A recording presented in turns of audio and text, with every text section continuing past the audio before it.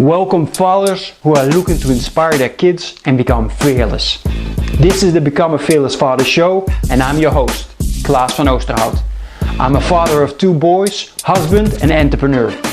This show is created to teach you how to take control and enjoy the most difficult job you've ever faced, fatherhood. I'm going to keep it real and share real life experience. A heads up, there is no magic pill. You will have to put in the hours, sweat and tears to achieve victory.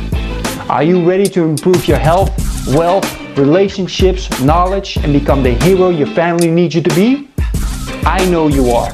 So get your pen and paper ready and let's become fearless fathers together. Let me record this as well. Yo, what's up everybody? Welcome to Become a Fearless Father. Man, I'm blessed. I got a Canadian fellow fearless father.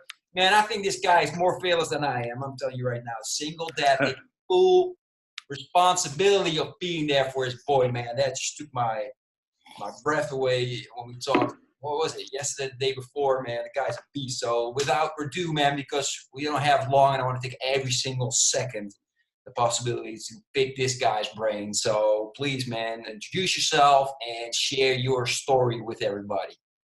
Yes. So my name is Chanse. And so it was about 3 years ago, me and my ex split up. And so she was kind of into drugs and alcohol and that stuff. So I took my kid and it was one of the scariest things I ever did. And I've always been super ambitious.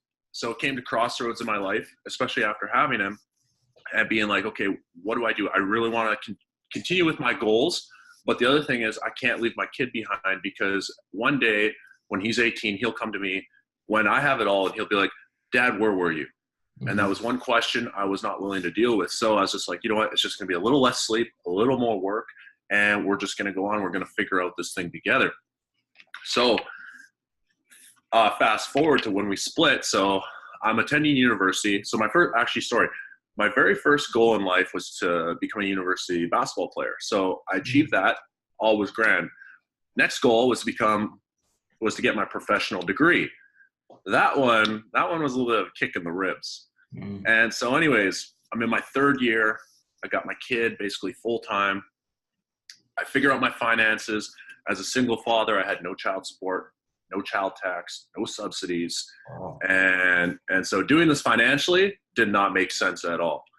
So I tallied up my finances after tuition, books, and living expenses, and making sure my kid still has presents under the Christmas tree. I ran out of money in November. So I had money from September till November, 3 months. I have to get to April. And then when I get a summer job, I'm at a negative $100 cash flow for the summer till I get back into university. And so a lot of people do the university thing for their career or for their job. I did for the mindset. I wanted the mindset of an engineer. They think differently. I want that problem solving. I want to look at a situation and look outside the box. And so that's why I did this degree.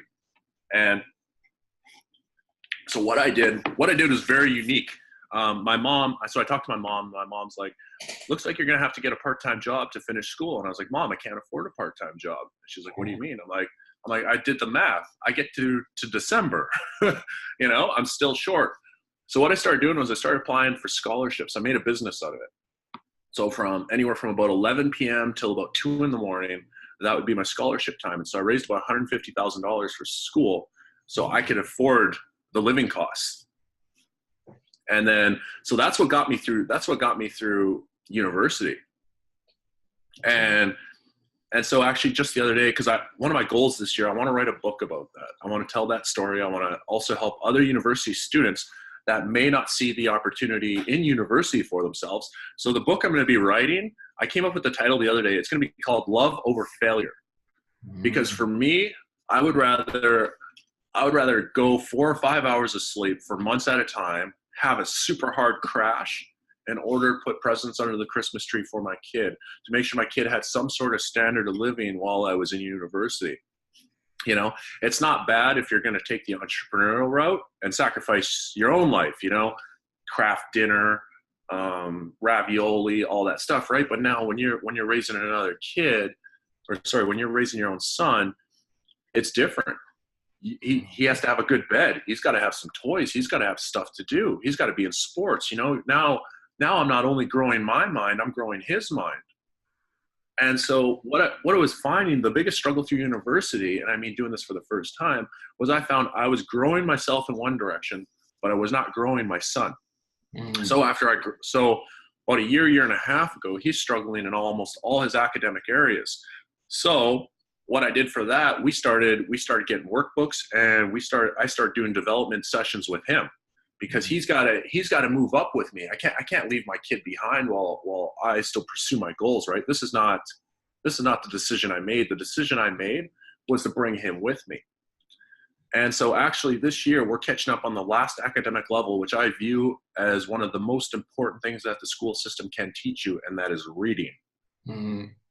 Books are just, Ty Lopez said this, and I love what he said. He's like, what happens if I told you can come over to my house this weekend, and I have Gandhi, I got Steve Jobs, I got Elon Musk, I got Donald Trump, I got all these great people at my place this weekend. You can come over and ask for anyone's advice, and they'll give it to you. And then he turns the camera and he points at his bookshelf. He's like, they're all there. You just got to pick up a book. Everything you want to know is right there. So me and my son, we got into this book program, and every morning we've been reading about 4 books, anywhere from 2 to 4 books in the morning, to get him caught up in reading, because that's how important it is. Me, myself, I do about a book a week. I think this year so far I'm about on pace for 2 books a week, between audio and just reading regular books or ebooks or whatever. And that was one of the biggest things in university, was I figured out the hack of university. Well, it was by trial and error, but anyways, it was a personal advisor I had. Unfortunately, he passed away and he didn't get to see me graduate, but kind of the story behind there was, I was working on this job, and I'm a super patient dude, and I was working for my uncle, and so he pays by the hour. And for me, I was like, you know what, whatever. I don't care what you ask me to do. At the end of the day, I'm getting paid by an hour. I'm here to help everyone else. So anyways, it just so happened this gentleman, I was working on his job site, and so his wife came out. She's very meticulous with her flowers, and I don't blame her. Everyone likes the way their stuff is. And so anyways, some of the guys are getting impatient with the way she wanted the flowers placed. My uncle saw me, and I was done my other job early, so I was just sitting on the grass till he's instructing me to do the next thing. He's like, Chance, can you go look after this? I said, yeah, no problem. So then later on, Al comes to me, and he's like, you know what? He's like, I saw the way that you're kind of handling those flowers. I understand it can be difficult at times, but he's like, hey, you know what? Here's my card. If you need help with anything, whatever, resume, send it to me. I did that, and the guy actually had a system on how to study. He taught me how to study. Yeah. So fast forward to university. And university is not about being smart. It's about figuring out the system. Life is all about figuring out the system. Doesn't matter what it is, parenting, university, business, whatever. It's all about figuring out the system. So anyways, figured out the system. And I figured out that if I put X amount of work into university, I could get a C, I could get a B, I could get an A, I could get an A+. So I shot for B's. I was like, I'll hit the B mark. This way I can still spend time with my kid, and I can still read my near book a week. And so I was really struggling mentally, having my son full-time, all by myself in university. I had 0 time for anything else. I was depressed because I did the worst parts of a dad. The running around, the meals, the clothing, I only had a few hours with my kid every day. We didn't get to do the fun stuff. I mean, now we do a ton of fun stuff. You follow me on Instagram. We're doing all sorts of fun stuff. We're going to start traveling and all sorts of stuff now that we got to this next stage in life. So, things are great now. And so in order to solve that, I just started reading. I was like, what am I doing after university? How am I gonna parent my kid? I started picking up parental books, communication books, relationship books. Why did this last relationship fail? Is it something that can be fixed? Or do I even want to go back? I needed those questions answered. What do I do financially when I'm at university? I do the math, salaries, they pay. I mean, they can pay pretty well, but also a salary is very risky because, you only got one salary, right? Mm-hmm. So I'm also looking at diversifying my income as well. And so, yeah, it was books that first year, because also me becoming an engineer I did it because a lot of CEOs have a background as an engineer. Mm. And so my parents, they also run a business. So I figured, I was like, I already got the business experience. I don't know if business school is going to teach me anything more than what I've learned working for my parents' business. when you open that business on the first day and you don't have a single customer come in. That's an eye-opening experience. You don't get that in business school. and then engineering, I know, complements that really well. And then the next thing I was like, okay, what else do CEOs do? They read a book a week. So that first year I read about 40 books in that year. And that completely transformed my mind, and I'm addicted to it now. And the thing is, it's like, yeah, I spend a lot of my time reading, but then when I choose to do something, it is an exponential growth rate when I do things. And so fast forward to now, I'm following a system right now. And anyway, so the new system I'm following was graduate from university, get a job. I got into design engineering with Motor Coach. It was actually a very good starter position. And then I was approached by another company where I work right now, and now I'm in sales with Schneider Electric, which it was actually it was a better fit for me. And so anyways, the system I'm talking about is, so whether you're just finishing university or you're in the situation right now, just get a job. You just need some sort of income. The next one, get sales, learn how to sell. Sales education, or sales is your next level of education that the real world is going to teach you. And it's not going to be nice on you. It's going to be straight up and up front. After you're done sales, figure out yourself to start a business and then become an investor.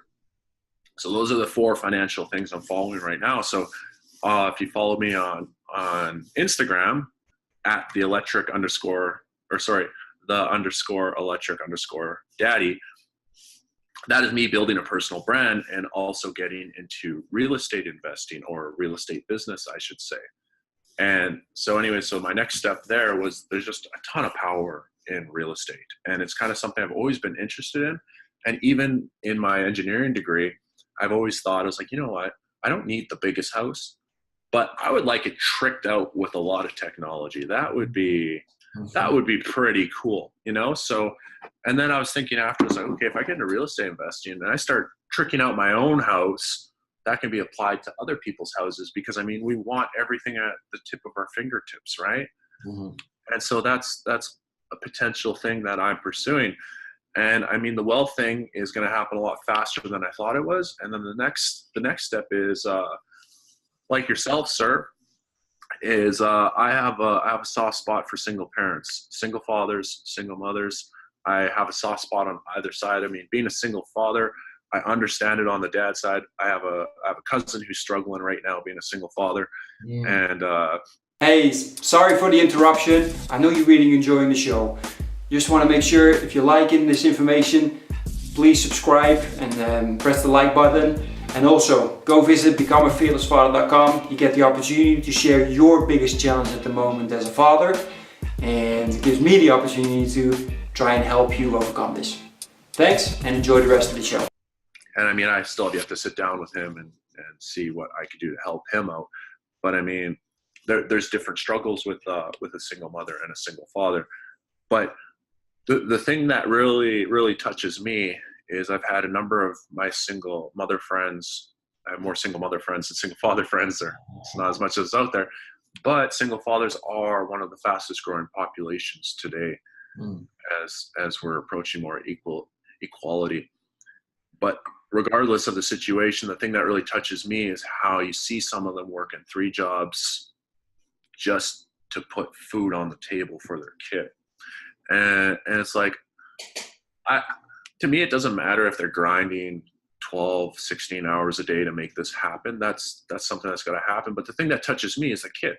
Like, for instance, my kid, like I said, when I'm growing one way and the kid's getting left behind, and that's exactly what's happening. But if you're working 3 jobs, are you also really growing yourself? So one of the things I would like to do is help create a system financially that would help single parents. You don't have to be a millionaire, but you can say, if you can, with the system, you could bring in, I don't know, 50K, 60K, 70K, enough that you're sitting comfortably where, you can take your kid to Disneyland by just saving some money, a 2-3 year plan to take your kid to Disneyland, Disney World, whatever, is actually a viable thing, And so that's kind of where my mission is going.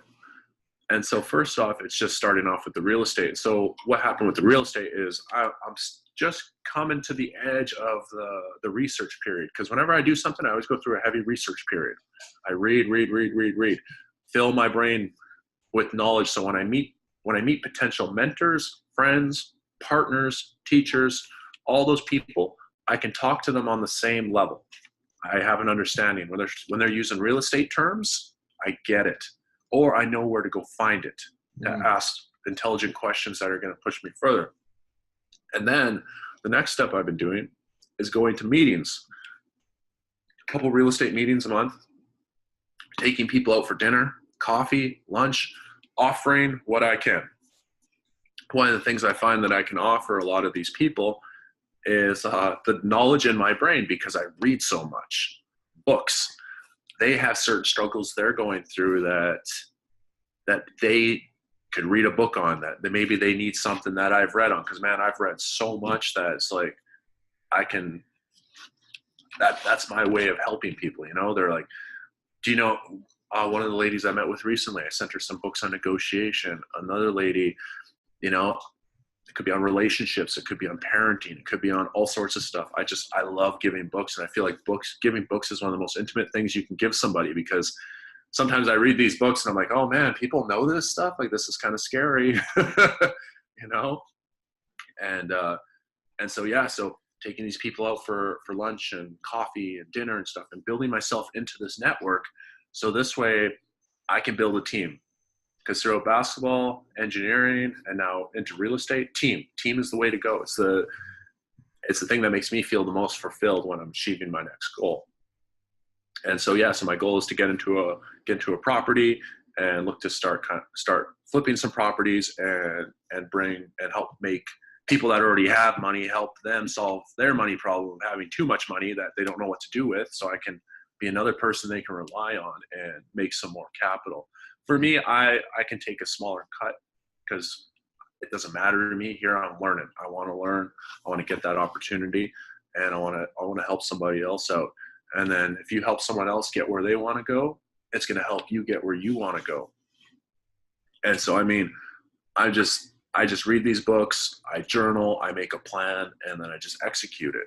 And that's as simple as it kind of gets. And so my life is pretty busy. Usually I'm up at about 5, but the last 2 days I've been sleeping in, because this year I'm focusing on my health and my wellness and my energy. Because I've gone in university where, I mean, the 4 or 5 hours a night of sleep, I don't recommend that. That's not fun. You're pretty dead. You're pretty reliant on coffee. And then I read a book by a Canadian, actually, it's the Productivity Project, that really inspired me. Mm-hmm. And so the premise of this book was, he's like, you know what, he would do about 20 or 30 different experiments, and he would share them in this book. And one of such experiments was, he's like, okay, you know what, I worked 20 hours a week, and I also worked 90 hours a week. And he's like, the thing is, when I worked 20 hours a week, I nearly accomplished just as much as when I worked 90 hours a week. And he's like, but the difference was, he's like, I found my energy cycles throughout the day. High peak energy cycles, I batched all my most important work that I would procrastinate in those energy cycles. But in order to find those energy cycles, you got to cut out coffee and alcohol. Alcohol is borrowing energy from the future. Coffee is borrowing energy from later on in the day. Mm-hmm. So, not that I drink a lot anyways, but I was like, okay, the little bit of alcohol I do drink, accident. Coffee, that's a tough one. I mean, in university, I was going 8 to 12 cups of coffee a day.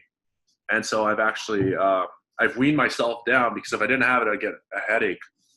So I've weaned it down to about 1 cup of coffee a day, to now, on the days I'm super tired, or the days I got to batch some serious work at work, that's when I will use my coffee now. So I'm getting strategic with it.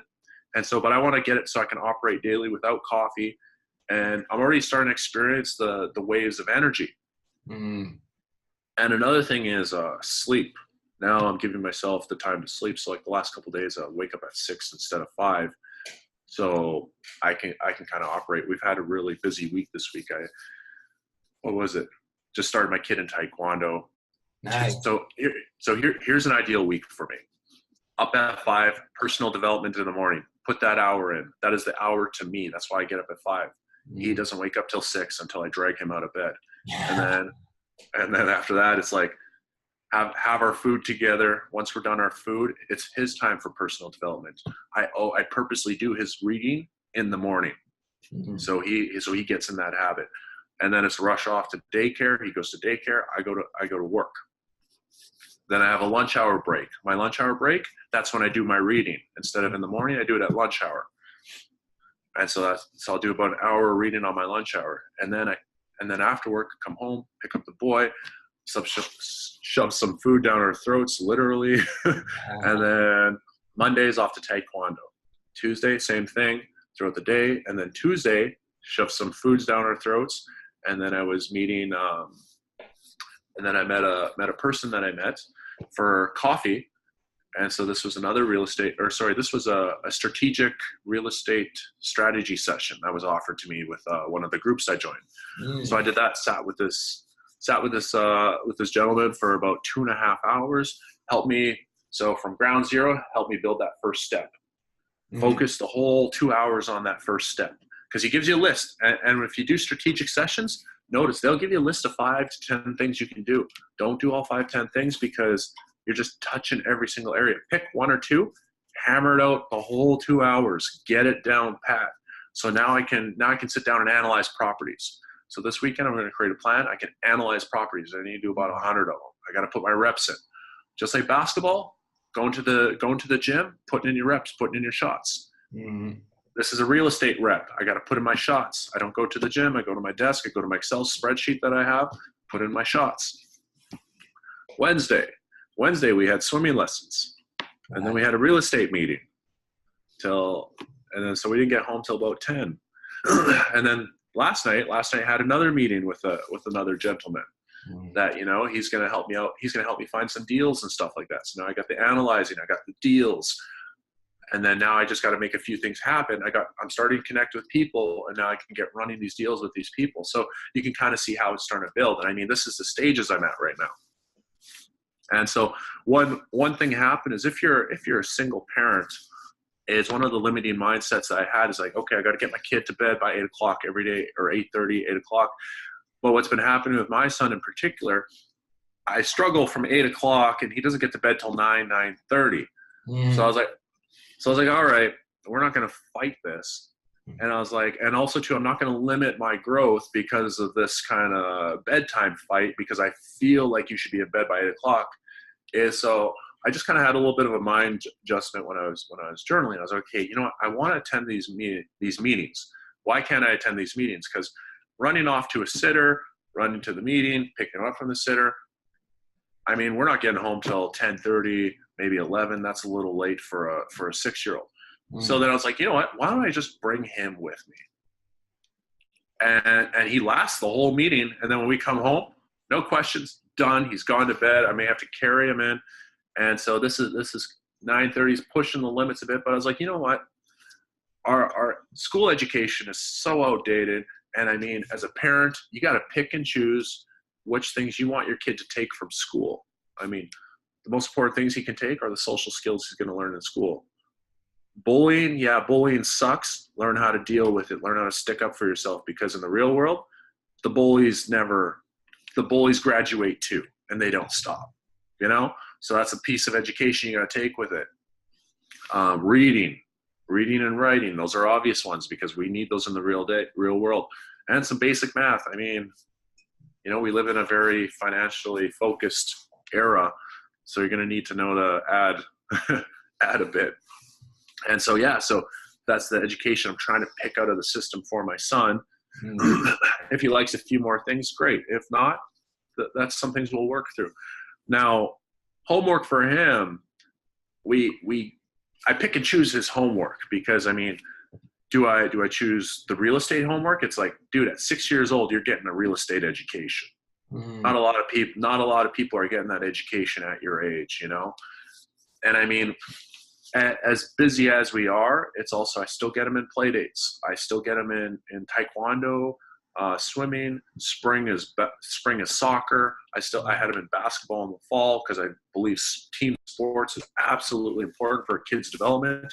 Mm. And then those are work periods for me. He has Taekwondo for a couple hours. I sit there and I read and do stuff. They're trying to get me to join because I used to be in Taekwondo as a kid. And I'm like, no. My time is over. This is his time. This is now my work period, and then this way he's not sitting there on TV or his screens or whatever, and he's actually getting developed while I'm also developing myself. So those are kind of some of the strategies I began to build while I pursue my goals without leaving my son behind, because that's very important with me that he's also growing. Because I mean, a decade and a half from now, when I'm a multimillionaire and I got to start looking at the will to send this over, is, believe it or not, 80% of millionaires are self-made. Mm. And if you want a great book to read, I recommend The Secrets of the Millionaire Mind and The Millionaire Next Door. And what's really interesting is with a lot of those millionaires is if they subsidize their children, basically meaning they pay for everything for their children, those children really, really struggle in life because they're used to a high luxury level of living. Mm-hmm. But if you turn the business over to them, they don't know how to run it when they run into a market crisis, or when the market starts to hit you in the ribs. They don't know how to take it and they lose everything. So if your kid's not groomed to take over your financial situation, you're better off to give your finances to a charity rather than your kid. Mm. Now, the 20% of millionaires that do pass it down to their kids, here's an example. When I was working for Motor Coach Industries, my boss, he flew out to a place in the States. I can't remember exactly, but anyways, this family, they owned a bus company, and that's where we would supply buses to them. And he said he couldn't believe it. These kids at the age of 12, 13, 15, they all had their own offices. Oh. And so what they would do after school is they would come home, and these parents are grooming their children how to run their business so they can keep it as a generational success. Myself as a kid with my, I always tell this on my job interviews, and they always laugh at this, is, so anyways, my parents, so my very first job ever, well, I guess was a paper route, but I don't really count that, but was McDonald's. Mm-hmm. So I worked at McDonald's, and so my dad approached me. He was like, yeah, we're going to be starting a business, so we're going to need you to work for us. Didn't think anything of it. I said, yeah, sure, whatever. I mean, a job's a job, whatever. So we start the business, and I double my hours and half my pay. Okay. Because now you're in a business, and now what's going on in my mind is this needs to get done because this is supper. Mm. This is no longer my check from McDonald's. This is my supper. This is my mom's supper. This is my dad's supper. This is my sister's supper. Hell, this is the dog's supper, And so you now approach it with a different attitude. And so some of the work I did was commission based. I would clean coolers and how many coolers I could pump through until before you know it, I'm selling it to everyone. I'm like, you need your cooler cleaned. You need your cooler cleaned. Mm-hmm. Trust me, it's getting gross in there, just because I needed some sort of income besides just my hourly pay, because I mean, that's just the way business works. So, and that's the thing about sales too. You got to learn to work for free. I mean, even though I'm on salary and I got a bonus system worked out, there's still hours I'm putting in for free.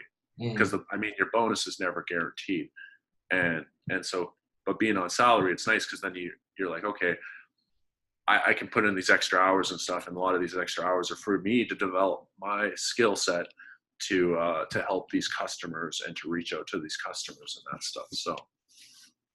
So yeah, but we're running out of time, my friend. We got to get rolling. Man, I know this has been hands down the easiest live interview I've ever done in my life. Oh, really?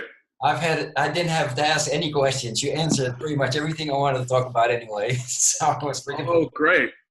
I'm just chilling and writing down everything you're saying that is absolutely true, man. What I love, and I'm just gonna resume a little bit for people that came in a little later.